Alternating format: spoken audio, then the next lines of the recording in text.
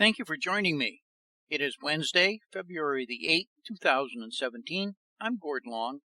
A reminder before we begin, do not trade from any of these slides. They are commentary for educational and discussion purposes only. Always consult a professional financial advisor before making any investment decisions. The purpose of the audio slides is to talk about the areas that are not updated in your monthly analytics and technical analysis report. This is based on our annual cycle as outlined on the subscriptions page on our site. We intentionally keep the technical analysis charts to the subscriber reports and our online MATA SII site so as not to confuse them with the drivers operating behind them. Drivers in the long term are primarily the fundamentals, in the intermediate term risk, and the short-term confidence and sentiment. This month I'd like to cover some observations I have regarding what is happening in the U.S. retail space. There is much more happening in the rapidly rupturing retailing industry than simply a collapse in the U.S. shopping mall traffic, the decline of the department store model, and a shift to online buying. We have targeted collapsing retailers for over 2 years now as an allocation within our investment portfolio. Over 2 years ago, Charles Hugh Smith and I did a number of research videos specifically on this subject, outlining the alarming changes in U.S. retailing. And though I have also written extensively on the subject, I was shocked at a recent trip to a major New England mall close to my home. In case you haven't been to your local mall lately, you need to make the trip to see how rapidly America is adjusting to a gutted-out middle class and a tapped-out U.S. consumer. This may not be new to many of our followers, but there are definitely hidden trends which aren't being identified that offer significant opportunities for investors. Let me take you on my recent trip to the mall so you can see for yourself. Though I can't discuss the biggest potential opportunity we have found and the reason for the field trips we have been conducting, it is restricted to our MATA SII subscriber SII online section, and I refer you to that. I do challenge you to see if you can spot it as I take you through the mall. Unless you have been living under a rock, you know shopping mall traffic is down significantly. But even for us, it came as a shock to witness it firsthand and the degree to which it's happening. Mall traffic has simply gone off a cliff in the last 12 to 18 months. My trip to this mall was on a mild winter Saturday afternoon when shopping malls have traditionally been the busiest, with people often simply looking for something to do. This is no longer the case, and I'm talking about a mall that's not announced to be closing, is an established mall, and would be considered a major mall, not necessarily in trouble. Traffic has become, at this mall, almost non-existent. It's not a matter of smaller traffic, but rather simply no traffic. If it wasn't for the fact that Macy's was conducting a 40 to 60% going out of business sale, I wonder if I wouldn't have been the only person there other than a few exceptions, which I'll show you later. I was confused to see that even with 40 to 60% Macy discounts, it still wasn't sufficient to attract crowds.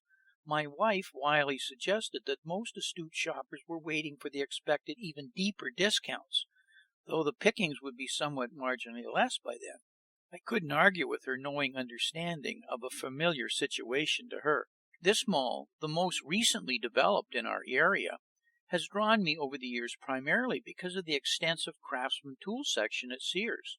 Though Sears is still open, with no announced plans for closing, it was a sorry skeleton of its former self with few sales attendants, many empty shelves, consolidated areas, and even lights turned down in many low-activity areas to clearly save power costs. My familiar tool section was still there, but 2 very bored sales attendants and myself were the only ones there. It appears that Sears, having sold the Craftsman brand to Black & Decker, smarter buyers have found better pickings somewhere else. It suggested to me as I was leaving that I needed to explore Black & Decker's distribution alternatives more closely before buying my next needed tool. It comes as no surprise that the major U.S. mall anchors like JCPenney, Macy's, Sears, etc. are in trouble. But what was abundantly evident is that the department store model itself is no longer valid, and certainly not the draw required to garner the traffic needed to support all the other stores living off the expected and required mall traffic. Fundamental distribution models are being shattered. When you read that Cowen and Company is reporting that they expect Amazon.com to replace Macy's as the #1 apparel retailer by next year, it is quite obvious the degree to which the change has already happened. I approximated that well over 1/3 of the stores in this area mall were already shuttered. There are no rumors of it being closed, but anyone could immediately see it was no longer viable. You wondered who owned it, who was investing in it, and if they truly understand what their investment was worth. When you appreciate that these malls are owned through complex securitization products by insurance companies, pensions, trusts, endowments, etc., I couldn't help but be reminded of the 2008 financial crisis and the lessons people learned about the mysterious instruments such as CDSs and CDOs. Do they understand today's leveraged loans, CLOs, and synthetic CLOs, which these are now funded and based on? Also, do they fully understand how money managers are only OPMs, that is, other people's money managers, and everything to them is nothing more than digits on their computer displays? Maybe they need to get out from behind their monitors for a day. By the way, that 1/3 assessment number of closed stores didn't include many stores which had their gates down with no staff in attendance. They were apparently just not open. Closed on Saturday afternoons? I did see one open up while I was walking around, as it only worked from 2 to 6 p.m.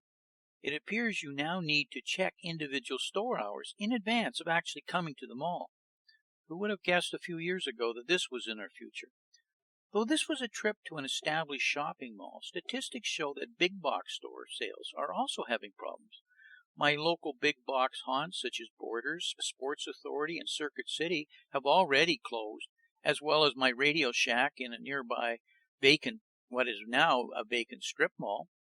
There is more going on here than simply a shift to online. I also noticed that stores were adjusting their retailing efforts. Specifically, I saw jewelers mutating to becoming gold brokers, as you can see here in this newly added sign hanging in the entrance to one of the jewelry stores.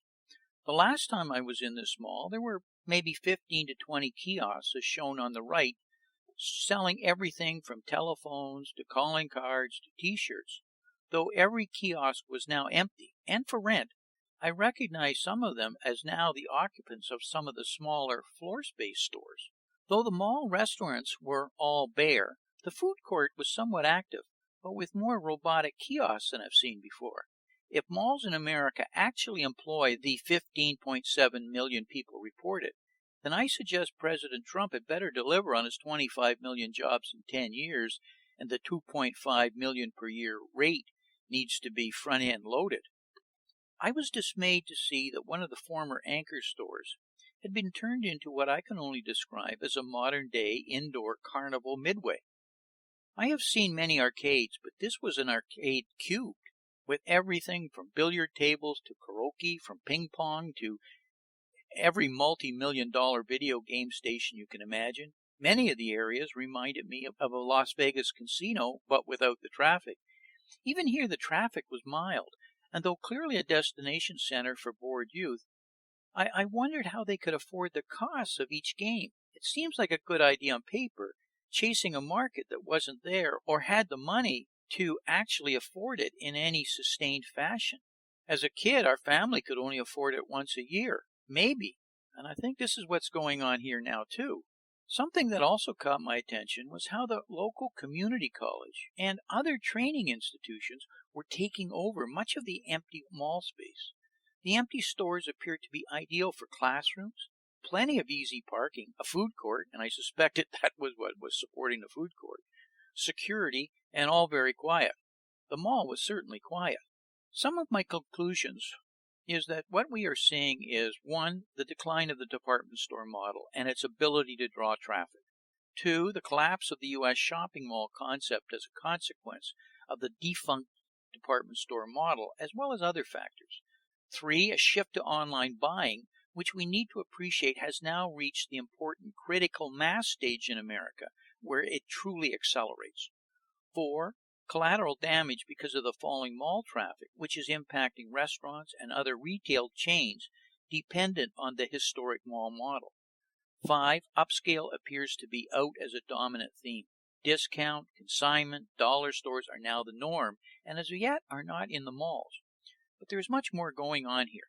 These are effects, not the cause. Personal income has been falling in America for years, and this is in nominal terms, not inflation adjusted. When we consider consumer credit as a percentage of disposable income versus annual retail sales, we see that though debt is surging, it can only buy the same amount of stuff, but not more. Lending standards are tightening, while there is less credit card demand. Non-credit card debt items like education, auto, rent are consuming more of household real disposable income. I was shocked to see recent evidence that consumers may be surprisingly finally trying to desperately save. It may be because they're on the verge of personal bankruptcy, job elimination, or have become simply frightened. The sudden surge in consumer confidence since the Trump election may be more about possible relief and blind hope than something that's actually changing, at least at this point. To me, it is only a matter of time before America discovers that a 70% consumption economy is simply unsustainable, especially when you have been consuming more than you produce for decades. In closing, remember, no matter what and who is president, they'll print the money, and we've already seen evidence of that showing in the early stages of Trump's presidency. I'd like to take a moment as a reminder, do not trade from any of these slides. They are for educational and discussion purposes only. Thank you for listening, and until next month, may 2017 be an outstanding investment year for you. We see the opportunities there in spades.